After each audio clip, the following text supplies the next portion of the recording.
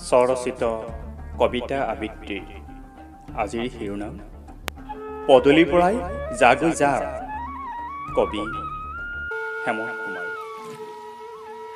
লঠঙাডালত কুঁহিপাতৰ সজীৱতা, বৰদৈচিলাজনী ওলাহেই নধৰা। কলিৰ মাতত চৌদিশে ৰঙৰ সফুৰা,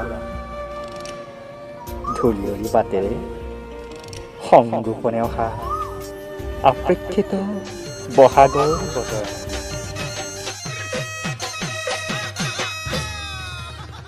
বহা, তই পদূলিৰ পৰাই যাগৈ যা।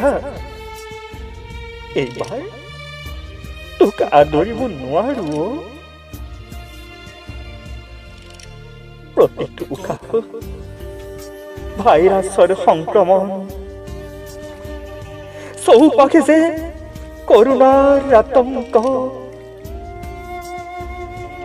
ৰঙৰ হেঙুলীয়াবোৰ এইবাৰ মোৰ কাৰেঙত উজলি নুঠেও।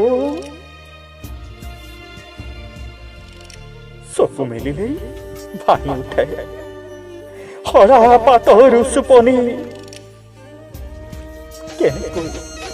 কেনেকৈ বোলাওঁ বাৰু পেপাহৰ ফুলটি চেনেহৰ ৰগৰ। পৰিস্থিতিৰ ভয়ত পলাই